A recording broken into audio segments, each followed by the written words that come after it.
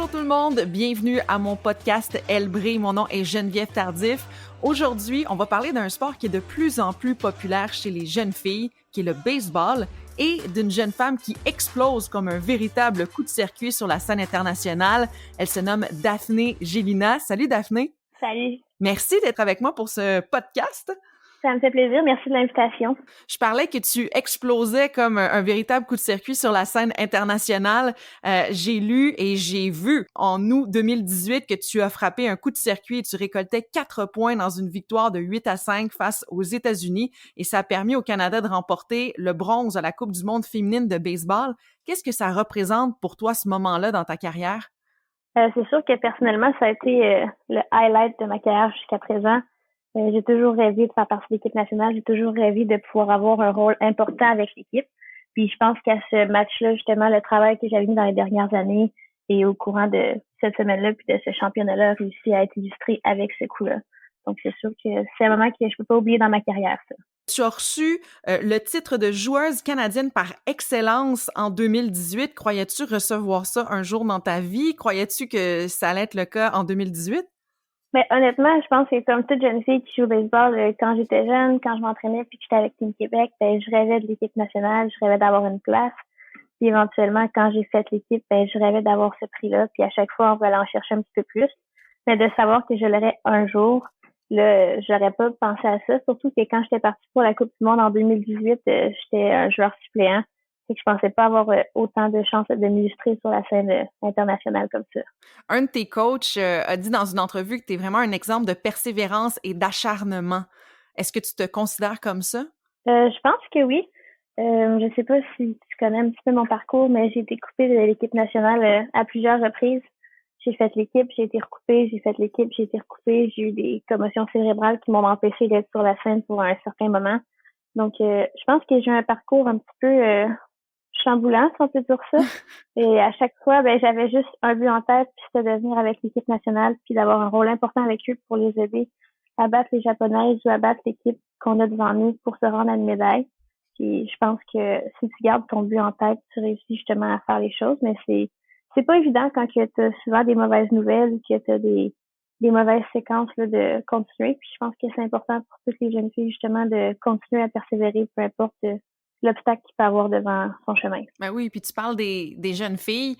Après avoir remporté en 2019 le titre d'athlète de l'année en sport collectif au Gala Sport Québec, je pense que tu es vraiment devenu un modèle pour ces jeunes filles-là. Est-ce que tu réalises que c'est le cas? Ben, je pense qu'avec c'est le fun parce que maintenant avec Facebook, Instagram et tous les autres réseaux sociaux, je suis facilement rejoignable. Et puis j'ai souvent des papas ou des mamans qui vont m'écrire puis que leurs jeunes filles qui sont de 8-9 ans vont m'envoyer un petit message, qui vont vouloir une photo ou des choses comme ça. Il y en a d'autres que je vais coacher. Justement, j'ai coaché l'été passé une équipe. Puis je pense que mon mot il est pris plus au sérieux. Tu sais, je vais aller leur donner des conseils, ils vont vraiment les écouter, puis ils vont voir d'une façon différente que de la façon qu'ils le voyaient avant. Donc, je pense que ça l'a changé un petit peu, qu'ils me prennent un petit peu plus comme un modèle. Puis en même temps, j'aime ça avoir ce rôle-là. Quand j'étais jeune, moi aussi j'en ai eu. Il y avait Vanessa Riopel, il y avait Stéphanie Savoie, puis c'était des joueuses qui étaient accessibles, qu'on pouvait aller voir, pratiquer avec eux. Puis c'est vraiment cet aspect-là que j'aimerais ça recréer avec les jeunes présentement. Ben justement, quand tu étais jeune, tu en parles, tu as commencé à quel âge à jouer au baseball? Comment tu as découvert le monde du baseball? J'ai commencé quand j'avais 4 ans. Mon frère jouait au baseball, puis mon père travaille pas durant l'été, donc mon frère et mon père allaient tout le temps au terrain ensemble. Puis moi, ben je voulais donc faire partie du groupe puis y aller. C'est que je commençais par courir les balles que mon frère frappait, qui était quand même assez loin, c'est que je courais pas mal.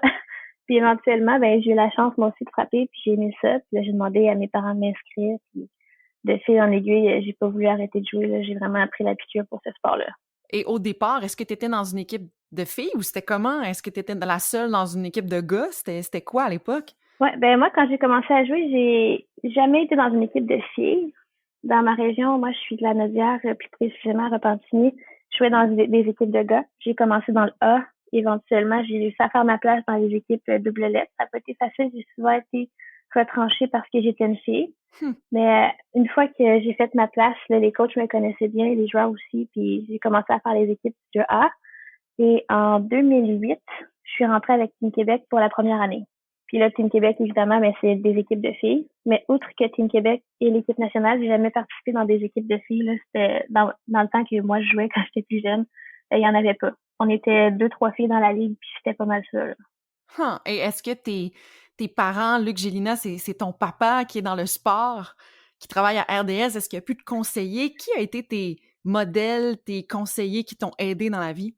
Euh, Si on parle précisément du baseball, il y a une personne qui m'a vraiment marquée. Ça a été José Desjardins. Ça, c'était mon coach mes 2 premières années avec Team Québec. Donc, mes 2 premières années, puis oui. C'était vraiment un coach dévoué. Elle voyait que j'avais du potentiel puis que je voulais progresser, puis que je voulais faire ma place d'une façon ou d'une autre. Elle mettait vraiment beaucoup de temps avec moi. Souvent, elle arrivait à l'arrivée en avance, pardon, aux pratiques, pour qu'on puisse avoir du temps juste nous deux pour que je puisse vraiment travailler sur les aspects que je voulais travailler. Puis elle m'a toujours suivi tout le long de ma carrière pour me donner des conseils à gauche, à droite. Je pense que c'est vraiment elle qui a mis la petite étincelle que Daphné, je crois en toi, je sais ce que tu es capable de faire. Faut que tu fasses ça pour y arriver. Puis c'est ce que j'ai fait et ça a fonctionné. Et que ce serait vraiment elle qui a joué un rôle important dans mon cheminement. Et ta famille, est-ce qu'elle t'a supporté là-dedans dans ton choix de jouer au baseball? Oui, je suis vraiment chanceuse. Je suis très bien entourée.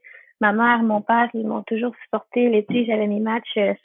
Comme j'ai dit précédemment, mon père travaille pas l'été à cause de son travail. Ma mère a réussi à finir plus tôt pour venir voir mes matchs. Fait que mes parents ont toujours été très présents. Des fois, j'en avais un, des fois, les deux étaient là. Ah, c'est Il y avait cool. ma petite sœur qui venait à tous mes matchs. Mon frère, qui était très actif dans le sport, que ce soit le hockey ou le baseball.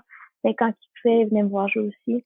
Mais non, j'ai vraiment été chanceuse. Ils m'ont toujours poussée. Puis je suis consciente que Team Québec, des fois, c'est pas toujours évident. Tu sais, on était 3 enfants sportifs dans la famille. Fait que est-ce qu'on inscrit notre fille dans Team Québec pour aller à Sherbrooke une fin de semaine, à Gatineau l'autre fin de semaine d'après, quand on a les deux autres qui ont du sport aussi? Puis ils m'ont toujours inscrit, ils ont été avec moi, ils ont vraiment fait leur possible. Même mes premiers championnats canadiens à Vancouver, un petit peu partout, ils venaient toujours avec moi pour me supporter. Je suis vraiment bien chanceuse de ce côté-là. Tu parles, tu sais, que tu jouais avec les gars. Là, tu joues maintenant dans une équipe féminine. Est-ce qu'il y a une différence entre les deux? Est-ce qu'il y a une différence entre jouer du baseball masculin ou féminin? Je pense qu'il y a une différence. Au niveau du jeu, je crois que le jeu féminin est différent dans le sens qu'on va y aller plus avec la stratégie qu'avec la puissance. Tu sais, je veux pas, moi j'arrive dans ma ligue de gars, j'ai pas 6 pieds 2, 150 livres à mettre sur le terrain, là. Fait que c'est sûr que je vais y aller plus avec des bunts, avec des tirs, avec d'autres choses que les gars mettent moins dans leur jeu. Fait que c'est vraiment un style de jeu complètement différent. Puis l'approche des joueurs est différente aussi. Tu sais, les gars, ils vont arriver au bâton, ils vont vouloir frapper fort, puis être bons, puis la mettre loin. Les filles vont arriver au bâton, ils vont vouloir faire un contact, se rendre ses buts ou faire rentrer la fille. Fait que je pense que la mentalité des deux est vraiment différente. Puis les deux mentalités, je trouve personnellement, pour avoir fait les deux apportent vraiment beaucoup à notre jeu. Fait que je pense que pour n'importe quel jeune, c'est bien de jouer avec les gars parce que tu développes un certain côté. Puis quand tu joues avec les filles, tu développes une autre facette de ton jeu. Je pense que les deux sont vraiment importants pour le cheminement d'un joueur. Je comprends. Et c'est quoi, toi, tes ambitions, tes buts là, dans les prochaines années? Dans les prochaines années avec l'équipe, je pense que je commence, ça fait drôle à dire, mais je pense que je commence à être une joueuse un petit peu vieille pour l'équipe. Il y a eu vraiment mais il y a eu vraiment une tournure. Quand j'ai commencé à jouer avec l'équipe nationale, il y avait beaucoup de filles plus âgées qui étaient là depuis vraiment des années puis des années. Là, on voit vraiment une tournure. Il y a des nouveaux coachs. On essaie vraiment d'aller chercher une équipe plus jeune, plus dynamique un petit peu. Fait que oui, je suis pas vieille comme joueuse, mais je sais qu'il y a beaucoup de jeunes joueuses de 16, 17, 18 qui poussent puis qui sont vraiment bonnes. Donc c'est sûr que moi, dans les prochaines années, si je peux être là, puis donner des conseils aux filles, si je peux leur transmettre quelque chose que moi j'ai eu au travers de mes Coupes du Monde ou de mes succès ou mes échecs que j'ai eu au baseball, ben j'aimerais ça le faire puis être comme un modèle pour eux pour les aider à persévérer puis que quand moi je vais quitter l'équipe nationale, qu'ils puissent justement avoir tout le bagage nécessaire pour être le meilleur joueur possible. Et sur le terrain, est-ce que c'est toujours le but, c'est de vaincre les Ah, Japonaises? toujours. Ça va toujours être le but jusqu'à temps qu'on les batte en finale de la Coupe du Monde puis qu'on soit premier mondial. Oui, mais vous pouvez y arriver, là. Oui, on peut y arriver. La dernière Coupe du Monde, justement, en 2018, le match qu'on a eu contre les Japonaises, ça a été très, très serré.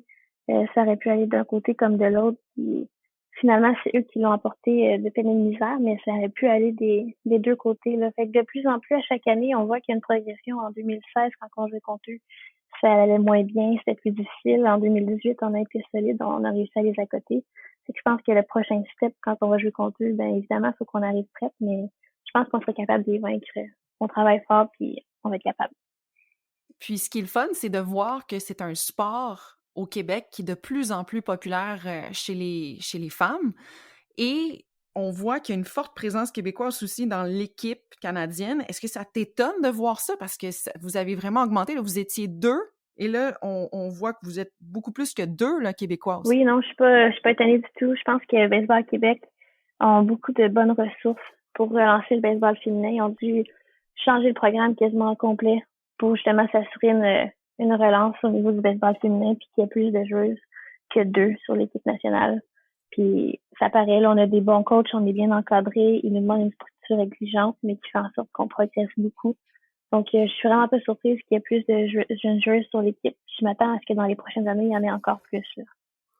Et on voit aussi à l'international, ben pas du côté des États-Unis, avec les Marlins de Miami, il y a Kim Hank qui vient d'être nommée la première directrice générale d'une équipe. Comment tu te sens quand tu as vu cette nouvelle-là? C'est ça, je me suis sentie bien. Je pense que dans la dernière année, il y a eu beaucoup de progrès au niveau du baseball féminin, que ce soit des coachs, que ce soit des GM ou que ce soit dans la gestion. Il y a eu vraiment un gros développement. Il y a beaucoup plus de filles qu'il y en avait. Puis je pense que ces dames-là, justement, ouvrent la porte pour les prochaines, que s'il y en a une qui est là puis qu'elle fait bien son travail, ils vont se dire, OK, ben oui, c'est une femme, mais elle fait aussi bien le travail qu'un homme peut faire. Donc, je pense vraiment qu'ils sont en train de taper le terrain pour les prochaines, puis que dans les années qui suivent, il va en avoir de plus en plus. Daphné, merci beaucoup d'avoir réalisé cette entrevue-là avec moi pour le podcast Elbré. Tu sais, c'est pour ça que j'ai décidé de faire ce podcast-là, pour mettre des femmes comme toi de l'avant, puis qu'elles aient de la lumière, puis qu'on en entende parler, justement. Puis, tu sais, s'il y a une jeune fille qui écoute ça, puis qui se dit, qui est inspirée par toi, ben je pense que notre travail va avoir été fait. Ben, merci de m'avoir invité. C'est un honneur pour moi d'être sur le podcast avec toi, puis je te souhaite une bonne continuité dans tes entrevues. Merci à toi!